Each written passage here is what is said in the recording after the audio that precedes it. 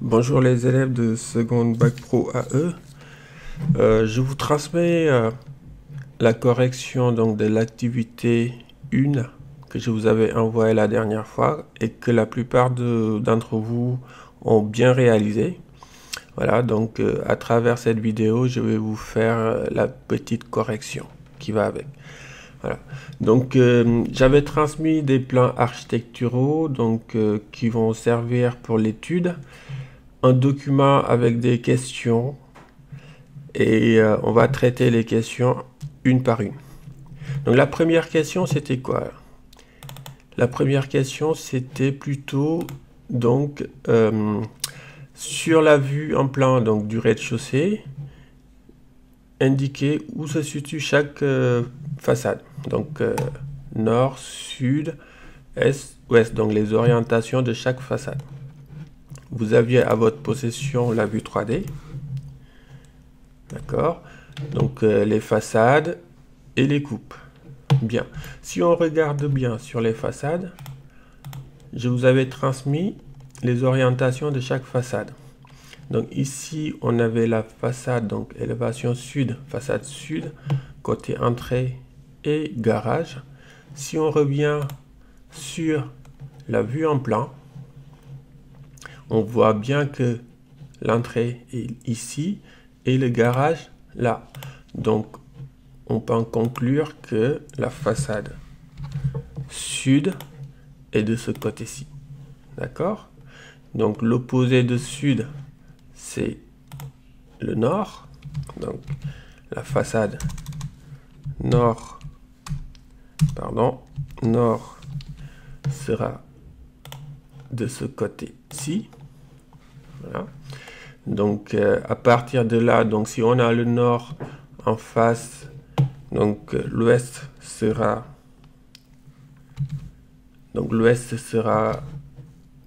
à notre gauche. Donc on va l'introduire. Mais là, c'est plus une façade, c'est plutôt un pignon. D'accord? Donc ça on l'a vu en classe, hein. Donc ce sera le pignon ouest.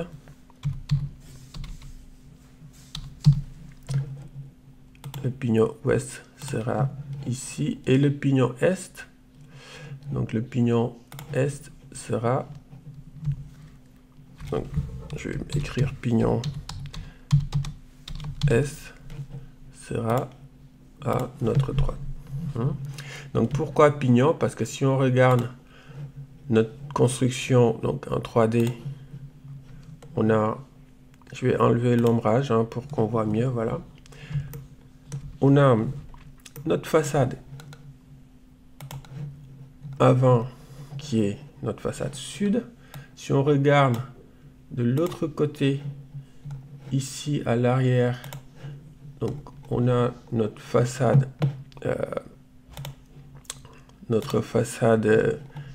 nord, ok. Et les deux autres côtés sont des pignons parce que le mur est terminé par un triangle, d'accord, comme on avait vu dans le cours. Donc là aussi, ce sera pignon ouest parce que c'est pas une façade, le mur est terminé ici à l'extrémité par un triangle, donc forcément on parle de pignon. Voilà. Question 2. Les codes de niveau sont indiqués dans un cercle sur chaque vue en plan. Au rez-de-chaussée, on peut lire 0 dans un cercle, le niveau 0. Donc, à votre avis, cela correspond-il au niveau du sol fini ou bien au niveau du sol brut? Voilà. Donc, ce qu'il faut savoir, c'est qu'on est ici devant un plan architectural. Donc, les cotes sont toujours au niveau fini sur un plan architectural. D'accord?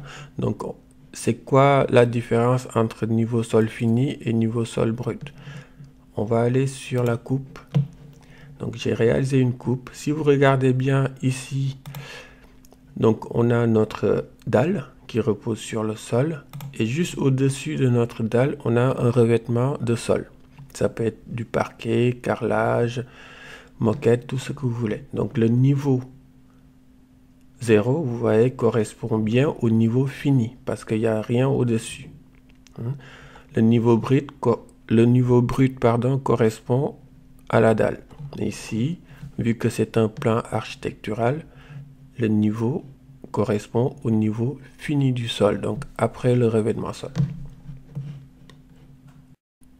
Question 3. Quelle est la différence de niveau entre le rez-de-chaussée et l'étage? Sur le plan de rez-de-chaussée, on avait identifié le niveau 0. Et si on vient sur le plan de l'étage, on est à un niveau, par rapport au niveau 0, de 2,80 m. Sur la coupe, on peut voir bien qu'on a entre le niveau 0 et le niveau du premier étage une hauteur de 2,80 m.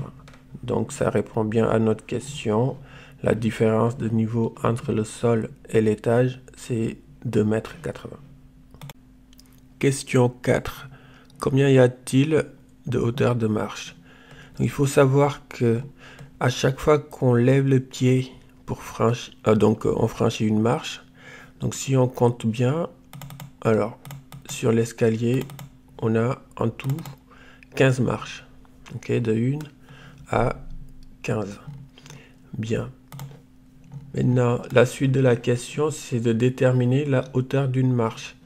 Donc, on connaît la hauteur totale à franchir. Donc, c'est la hauteur entre le rez-de-chaussée et le premier étage. C'est la hauteur à franchir. Donc, des deux niveaux, c'est 280 cm. Ok. Donc, on connaît le nombre de marches. Il y en a 15. Donc, la hauteur d'une marche, ça va être tout simplement la hauteur totale à franchir, bien, divisé par le nombre de marches. Et ça va nous donner cette opération. Et on trouve une hauteur de marche de 18,67 cm pour la question 4. Question 5. La vue en plan est à l'échelle 1 centième. On vous demande de mesurer les dimensions intérieures du garage et d'en déduire donc la surface en mètres carrés de cette pièce. Bien. Donc, ce qu'il faut savoir, c'est que la formule de l'échelle, c'est dimension dessinée sur dimension réelle, comme on l'avait vu en classe. Dimension dessinée, ça représente les mesures à la règle sur papier. Donc, c'est pas les cotes réelles en tout cas. Et les dimensions réelles, c'est les cotes pour la réalisation de ce plan. Donc, les vraies cotes de construction sur chantier. Bien. Donc, connaissant cette formule, on va prendre notre règle et mesurer directement sur le plan les dimensions dessinées. Donc, si vous faites ça, vous allez avoir comme dimension dessinée la longueur de votre garage 7,56 cm et la largeur 3,78 cm. Ça, ce sont les dimensions dessinées. Bien, l'échelle étant en centième, avec un produit en croix, vous allez trouver la dimension réelle. Donc si vous faites le calcul, la dimension réelle, donc la longueur de notre garage sera de 7,56 m et la largeur de 3,78 m. Et puis pour la surface d'un rectangle, vu que la forme de notre garage est rectangulaire, la surface d'un rectangle, ce sera longueur fois la largeur. D'accord? Et ce sera fini. Bien.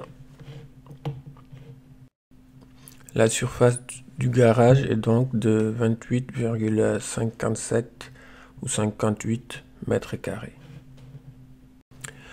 Le toit dépasse-t-il de la pente, donc un rive d'égout? Pour la question 6, il faut aller pour cela donc sur les élévations. Là, vous prenez un pignon et vous regardez sur les façades si le toit dépasse. Là, on voit bien que ça dépasse. Bien.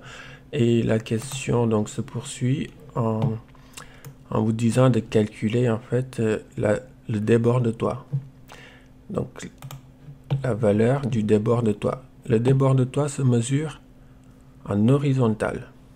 Donc, ce qu'il faut faire, c'est toujours appliquer la formule de l'échelle. Ici, vous prenez votre règle, vous mesurez cette distance en horizontal de votre débord et vous faites votre produit en croix avec l'échelle en centième. Vous devriez trouver normalement 50 cm de débord de toit. 50 cm de débord de toit.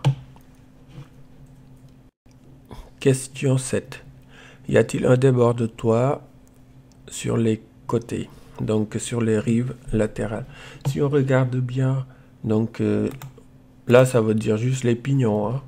Donc ici on voit un pignon et sur les côtés on a les façades. Il faut aller sur une façade plutôt et regarder si le toit déborde au niveau des pignons. Là on voit bien que le mur est aligné au toit, donc il n'y a pas de débord de toit au niveau des pignons, tout simplement. Question 9. Pour chacune des menuiseries donc identifiées de A à F, il faut préciser son type parmi donc la liste porte de garage, porte d'entrée, porte-fenêtre, ainsi de suite. Bien, on commence par la lettre A. La lettre A se trouve, donc ça identifie une ouverture, mais ça se trouve à l'arrière du garage, donc façade nord. Donc on va aller sur la façade nord et on regarde, le garage est à ce niveau. On voit bien que c'est un châssis, donc une petite fenêtre pour A. Bien, pour B c'est pareil, c'est façade nord, il n'y a que 2 ouvertures. Donc on va sur la façade nord et on voit bien que c'est une fenêtre avec des vantaux, donc 2 ouvertures, 2 parties ouvrantes. Bien, on continue. Pour le C, donc c'est une porte de garage, on le voit bien, il n'y a pas besoin d'aller, mais on peut quand même aller sur la façade sud et voilà, s'en apercevoir. Ici c'est la porte de garage. Le D, moi je vois une porte d'entrée, donc c'est façade sud, c'est l'ouverture qui est au milieu. On va sur la façade sud, l'ouverture au milieu c'est la porte d'entrée. Le E, pareil, hein, c'est sur la façade sud à notre droite, donc c'est bien une porte-fenêtre, avec une partie coulissante, une baie coulissante. Donc si on revient sur le niveau 1, on a F, donc qui est au nord, donc élévation nord. Il faut bien identifier, hein, quand on est face donc à l'élévation nord, à la façade nord, F est à notre droite. Ok, donc on regarde ici, F est à ce niveau là, donc c'est une fenêtre avec une seule partie ouvrante. Et on continue, donc niveau 1, on a G qui est au milieu, donc c'est la fenêtre des WC. Au nord, une fenêtre avec une partie ouvrante. Et H en dernier. H, c'est la fenêtre du bureau qui est au nord. Et c'est une fenêtre avec 2 parties ouvrantes parce que au nord, c'est à notre gauche. Et si on regarde bien sur la façade nord à l'étage, quand on est en face comme ça, c'est à notre gauche. Et vous faites pareil pour I et J qui sont donc sur la façade sud. Donc on vient sur la façade sud à l'étage. À gauche et à droite, on a 2 types de fenêtres qui sont identiques avec 2 parties ouvrantes. 2 battants, donc voilà, c'est identique, on ne peut pas se tromper. Bien. Question 10. Sur la vue en plan donc, de l'étage apparaît le terme fêtage. Qu'est-ce que c'est? Donc il faut aller donc, sur la vue de l'étage. Là on voit bien qu'il y a marqué fêtage ici. Et le fêtage en fait, si vous vous en rappelez, c'est le point culminant du toit. Donc c'est l'arête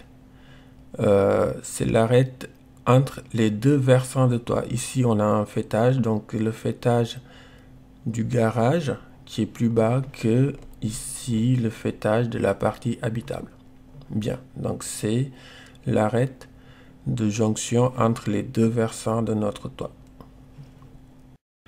Question 11. La fenêtre de la salle de bain mesure 60 cm par 95 cm. Laquelle de ces deux dimensions correspond à la largeur et laquelle correspond à la hauteur? Il faut savoir que pour les ouvertures, donc on donne deux dimensions toujours. La première correspond à la largeur et la deuxième à la hauteur, que ce soit pour les portes, les fenêtres, tout. La première c'est toujours la largeur et la deuxième la hauteur. Donc ici on a une largeur de 60 cm et une hauteur de fenêtre de 95 cm. Question 12. Y a-t-il un ou deux placards dans le bureau? Donc on identifie le bureau à l'étage, au premier étage. Bien, je vais vous faire donc une photo de cette pièce. Donc là, on voit bien les placards de notre pièce. Donc il y en a voilà, il y en a deux. Il y a deux placards. Ici, on a un placard et deux placards sur le bureau. Et la question suivante, enfin la suite de la question, c'est calculer la surface de la chambre, y compris le ou les placards éventuels. Donc il n'y a pas de placard sur la chambre 1 qu'il faut calculer la surface. Donc là, il n'y a pas de cotation, c'est fait exprès. Donc ce que je vous demande, c'est de retrouver les cotes avec l'échelle, 1/100. Vous prenez votre règle, vous mesurez la longueur et la largeur et vous transformez cette cote dessinée en cote réelle. Excusez-moi, tout à l'heure je vous ai dit il n'y avait pas de placard, mais il y a bien un placard dans la chambre 1, donc, qui est ici. Donc si on fait une capture, donc une capture comme on avait fait là, de notre chambre, on verra bien qu'il y a un placard qui est là. On va colorier tout ça. Notre placard est ici, sur la chambre 1. C'est bien. Donc je vous demande de calculer la surface. Donc normalement vous devriez trouver une surface de, je vais vous donner la valeur, d'à peu près 12 mètres pour la chambre et le placard 0,6 mètres, 64 mètres carrés. Donc 12,78 mètres carrés et 0,64 mètres carrés. Vous les additionnez, vous aurez votre surface de chambre, y compris le placard, parce que le placard fait partie en fait de la surface de chambre. 13e et dernière question. Repérer sur les vues en plan les contours des espaces chauffés, donc les parties qui sont isolées thermiquement. Donc ce qu'il faut faire, c'est prendre votre crayon ou votre stylo, donc couleur rouge, bleu, comme vous voulez, et vous passez par l'isolation. Donc ici, la partie habitable est à notre droite, donc à l'étage, je commence par l'étage. Donc le bureau, la chambre, 1, 2, salle de bain, WC, toute cette partie est isolée. Donc on voit bien l'isolation, si je le mets en couleur, on voit bien l'isolation qui est en blanc, avec des zigzags comme ça, qui fait tout le tour. Et si on vient également sur la partie donc, du plan de rez-de-chaussée, c'est pareil, la partie habitable, donc qui est isolée thermiquement, c'est à droite. Le garage n'est pas isolé thermiquement. Donc je le mets en couleur, c'est cette partie qui est en orange ici. D'accord? Bien, donc vous prenez votre crayon de couleur et vous entourez cette partie. Très bien. Donc merci, hein, bon visionnage, et puis si vous avez des questions, n'hésitez pas à faire des commentaires en dessous de la vidéo ou bien m'envoyer un mail via École Directe.